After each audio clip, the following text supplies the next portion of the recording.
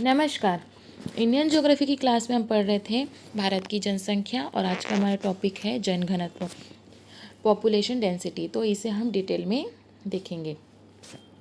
तो सबसे पहले हम समझते हैं कि जनघनत्व क्या होता है। ठीक है, तो प्रति वर्ग किलोमीटर क्षेत्र में रहने वाले लोगों की संख्या क्या कहलाती है? जनघनत्व कहलाती है। ठीक है, मान लीजिए कि ए एक राज्य है, ठीक है, और बी एक राज्य, दोनों का क्षेत्रफल बराबर है। क्या है? दोनों का क्षेत्रफल बराबर है। और यहाँ पे 100 जनसंख्या निवास करती, 100 लोग निवास करते हैं, और यहाँ पर 50 लोग निवास करते हैं। ठीक है, तो किसका जनघनत्व ज़्यादा होगा? ए का जनघनत्व ज़्यादा होगा, क्योंकि दोनों का क्षेत्रफल तो इक्वल है, लेकिन यहाँ पे 100 लोग निवास करते हैं, मतलब एकदम आसपास लोग निवास करते होंगे, तो इसका क्या है? जनघनत्व ज़्यादा होगा। ठीक है, ए राज्य का। तो यही क्या कहलाती है? जनघनत्व। इसे मापा जाता है कि प्रति वर्ग किलोमीटर, प्रति 1 वर्ग किलोमीटर क्षेत्रफल में रहने वाले लोगों की संख्या। ठीक है, तो 2011 की जनगणना के अनुसार भारत का जनघनत्व जो है 382 प्रति वर्ग किलोमीटर था।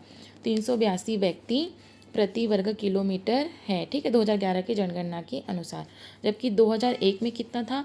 325 व्यक्ति प्रति वर्ग किलोमीटर था।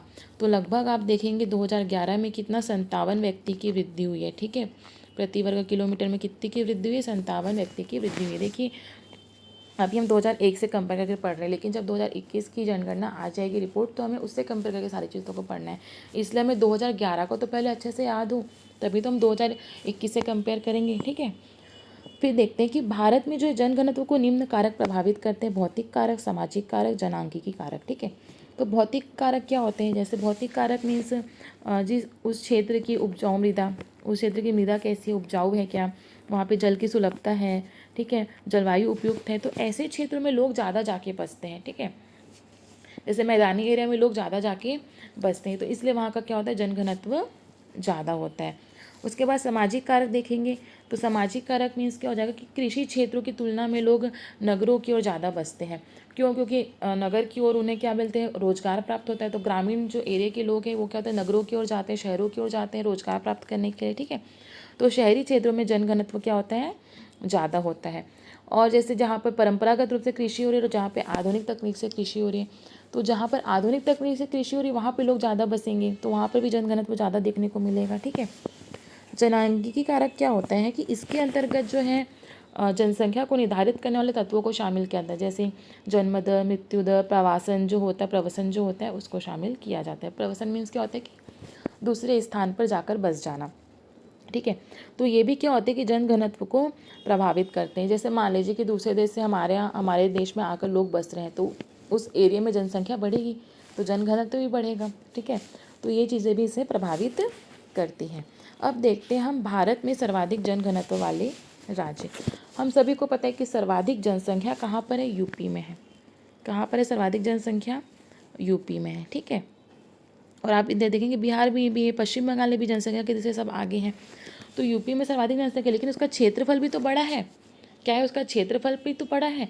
और आप बिहार को देखेंगे तो बिहार छोटा सा राज्य है, लेकिन वहाँ जनसंख्या भी बहुत है। पश्चिम बंगाल को भी देखेंगे तो वो भी छोटा सा राज्य दिख रहा है यूपी के कंपैरिजन में, राजस्थान, मध्य प्रदेश, महाराष्ट्र के कंपैरिजन में, लेकिन वहाँ पर क्या है? छोटा सा राज्य, लेकिन जनसंख्या भी ज़्यादा है।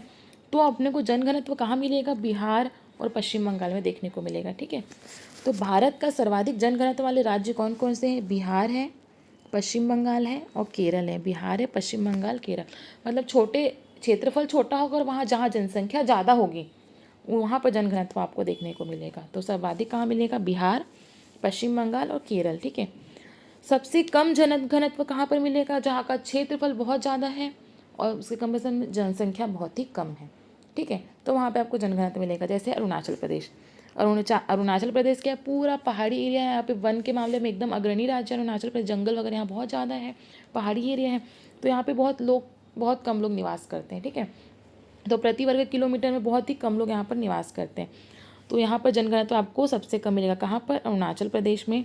उसके बाद आप नीचे आएंगे तो यहाँ मिजोरम में भी सबसे कम मिलेगा और सिक्किम में। ठीक है, तो आपको इसके लिए देखेंगे तो आपको पूरा जो है ईस्ट एरिया याद रखना है। ठीक है, नॉर्थ ईस्ट वाला आपको पोर्शन ही याद रखना है। अगर सर्वाधिक बोलेंगे तो भी आपका बिहार हो जाएगा, पश्चिम बंगाल हो जाएगा, और केरल हो जाएगा। सबसे कम बोलेंगे तो आपका अरुणाचल प्रदेश है, नीचे आपका मिजोरम हो जाएगा और ये सिक्किम हो जाएगा। ठीक है, तो आपको ये याद रखना है। उसके बाद सर्वाधिक जनघनत्व वाले केंद्र शासित प्रदेश, दिल्ली और चंडीगढ़ में सर्वाधिक जनसंख्या यूनियन टेरिटरी में, तो आपको यहीं पर जो है सर्वाधिक जनघनत्व मिलेगा। कहाँ पर मिलेगा? दिल्ली में मिलेगा और आपका चंडीगढ़ में भी मिलेगा। ठीक है, उसके बाद है कि सबसे कम जन घनत्व वाले केंद्र शासित, सबसे कम कहाँ मिलेगा? अब देखेंगे अंडमान निकोबार सबसे बड़ा दिखता है यूनियन टेरिटरीज में। ठीक है, और ये दादर और नागर हवेली। तो सबसे कम आपको जनघनत्व मिलेगा अंडमान निकोबार में और उसके बाद है आपका दादर और नागर हवेली में। ठीक है, तो आपको इस तरह से जो है जनघनत्व को याद रखना है। आई होप आपको मेरा वीडियो पसंद है। अगर आपको मेरा वीडियो पसंद है तो प्लीज़ मेरे चैनल को लाइक शेयर एंड सब्सक्राइब जरूर कीजिएगा। धन्यवाद।